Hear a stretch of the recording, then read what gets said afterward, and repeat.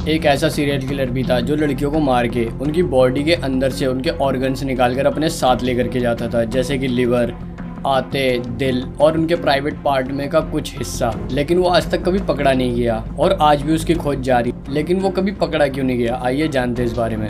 31 अगस्त 1888 के सुबह 3:40 पर चार्ल्स नाम के पुलिस को एक डेड बॉडी पड़ी मिलती है। और वो जो डेड बॉडी होती है उसका गला कटा हुआ होता है और उसका जो पेट होता है वो फटा हुआ होता है और उसमें के कुछ ऑर्गन्स जो होते हैं वो गायब होते हैं। और चार्ल्स को देख के दूसरा पुलिस वाला भी आता है और वो पुलिस वाला देखता है कि ये जो लड़की है इसको जस्ट अभी अभी मारा गया है, क्योंकि उसकी बॉडी से खून निकलना शुरू भी हुआ था। और पुलिस ने फिर इस लड़की के बारे में पता करना शुरू किया। इस लड़की का नाम था मैरी एन निकोल्स। फिर 9 सितंबर की रात को पुलिस को एक और डेड बॉडी मिलती है और वो जो डेड बॉडी होती है उसके भी कुछ ऑर्गन्स जो होते हैं वो गायब होते हैं और उसका भी जो मर्डर था वो गला रेत कर किया गया था, मतलब गले को काट कर किया गया था। और जो ये बॉडीज़ थी, इन बॉडीज़ को बड़ी बेरहमी से काटा और फाड़ा गया था। और ये जो बॉडी थी इसके भी ऑर्गन्स जो थे वो गायब थे। और पुलिस इस कातिल के बारे में पता भी नहीं लगा पाई कि 1 सितंबर को रात के 1 बजे पुलिस को बर्नर स्ट्रीट के डटफील्ड यार्ड में एक डेड बॉडी मिलती है जो कि एलिजाबेथ नाम की लड़की की होती है। और इसका भी गला रेत कर इसे मारा गया था, मतलब कि इसका जो गला था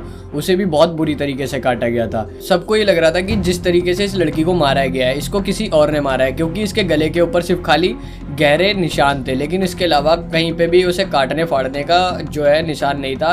क्योंकि इससे पहले जो 2 मर्डर हुए थे उनमें उन्हें मार करके उनके अंदर के ऑर्गन्स वगैरह जो थे वो निकाल लिए गए थे। लेकिन ठीक इसके 45 मिनट बाद पुलिस को मिट्रे स्क्वायर के पास एक और डेड बॉडी मिलती है और जो वो लड़की होती है उसका नाम होता है कैथरीन और उसका भी गला काट कर उसके भी जो थे ऑर्गन्स वो निकाल लिए गए। फिर सभी को ये लगने लगा और पुलिस को भी ये लगने लगा कि इससे पहले जो उसने मर्डर किए थे कातिल ने वो उसके ऑर्गन्स ने निकाल पाया होगा, क्योंकि वहाँ पे हो सकता है कोई और आ रहा हो या उसे पकड़े जाने का डर हो, तो इस वजह से उसे वो गला काट करके ऐसे ही छोड़ गया। और उसके बाद उसने गुस्से में दूसरी औरत को पकड़ा और उसका गला काट के उसके ऑर्गन्स वगैरह निकाल लिए।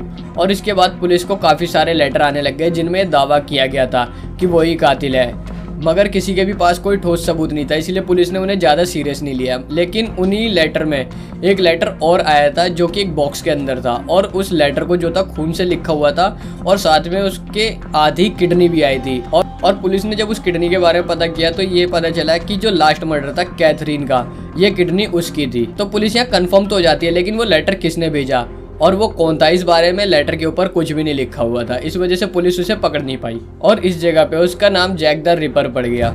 फिर 9 नवंबर 1888 को सुबह 10:45 पे एक कमरे के अंदर एक लड़की की डेड बॉडी मिलती है जो कि काफ़ी ज़्यादा बुरी तरीके से काटी और फाड़ी गई थी। उसके पेट को पूरी तरीके से खाली कर दिया गया था, उसके अंदर के सारे ऑर्गन्स वगैरह निकाल लिए गए थे। और जांच में पता चला कि उसका जो दिल था वो जो जैक द रिपर था वो अपने साथ लेकर के चला गया था। और लड़की के चेहरे की स्किन भी छिल करके पूरी उतार ली गई थी। लड़की के घर वालों ने उसकी डेड बॉडी को पहचानने से तक इनकार कर दिया था, उसको इतनी बुरी तरीके से मारा गया था। 3 अप्रैल 1888 से लेकर के 13 फरवरी 1891 तक टोटल 11 मर्डर हुए, लेकिन 11 मर्डर में से सिर्फ खाली 5 मर्डर इतने ब्रूटल तरीके से हुए थे। तो पुलिस को और कई लोगों को ये लगा कि ये जो 5 मर्डर है ये जैक द रिपर ने किए हैं और बाकी के जो मर्डर है वो नॉर्मल लोगों ने किए हैं, क्योंकि जो बाकी के 6 मर्डर थे उनके मारने का पैटर्न भी अलग था और उनको मारा भी अलग अलग तरीके से गया था। लेकिन ये जो 5 मर्डर है इनको सेम पैटर्न की तरीके से मारा गया था। गला काटने के बाद इनके ऑर्गन्स निकाल लिए गए थे और इन 11 मर्डर के बाद वो जो मर्डर करने का पैटर्न था वो भी खत्म हो गया और इस तरीके से मर्डर होना भी बंद हो गए। मगर पुलिस ने जैक द रिपर को ढूंढने की पूरी कोशिश करी, लेकिन वो असफल रही, जिसके बाद ये केस FBI को सौंप दिया गया और FBI भी आज तक जैक द रिपर का कोई पता नहीं लगा पाई। और इस बीच जिन भी लोगों के ऊपर शक हुआ उन सबको पकड़ा गया, लेकिन कोई भी ठोस सबूत ना मिलने की वजह से उन्हें छोड़ दिया गया। इस बारे में आप क्या क्या कहना है कमेंट करके ज़रूर बताएं।